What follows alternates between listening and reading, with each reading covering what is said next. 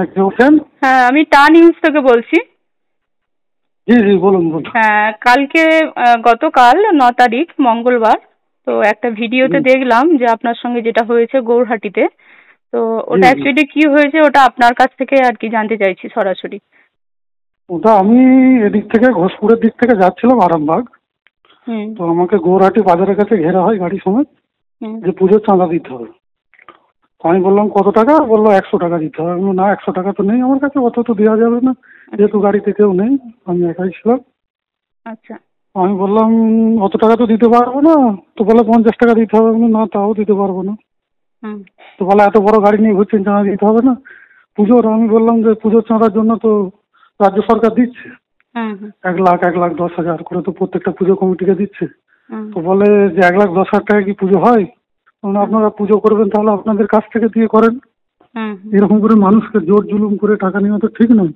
হুম হুম আরো সব গাড়িওয়ালা আছে, সবাইকে আটকে রেখেছেন আপনি, সবাইকে ভোগান্তি করাচ্ছেন, সবাই ভুগছে রাস্তায় বেরিয়ে। তো আপনি আচ্ছা সবাইকে হ্যারাসমেন্ট করছেন কেন এত? আচ্ছা তো বলতে সে আমার দিকে তেড়ে আসে, বলে যে এবার যখন আমি ভিডিও করতে থাকি তখন আমাকে বলে 10 টাকা কি দেওয়া যায় না? আচ্ছা ঠিক আছে, এবার আমার দিকে তখন তেড়ে আসে, এবং ওই ভিডিওতে যেই ছেলেটার মুখটা আসছে ওই অ্যাকচুয়ালি আমার গাড়িটা পরে আবার ভাঙচুর করে।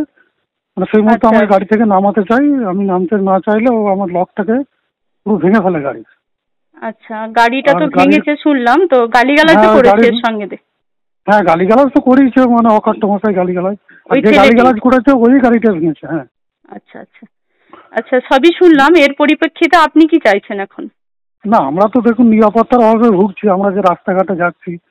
এমনকি হ্যাঁ। কালকে অত বড় একটা বাজার, ওইখানে একটা সিভিক পুলিশ পর্যন্ত ছিল না, এটাই সবথেকে আচ্ছা, আপনার বড় নজরে খারাপ কোনো লাগছে দেখুন। প্রশাসনের তরফ না থেকে না না, কাউকে দেখতে পাননি ওই না সময়? দেখতে পাইনি। মানে এত বাজারে আমরা, মানে ছোটখাটো বাজারে সিভিক পুলিশ দেখতে পাই, কিন্তু অত বড় বাজারটাই একটা সিভিক পুলিশ পর্যন্ত ছিল না কালকে। এটাই সব থেকে আফসোস।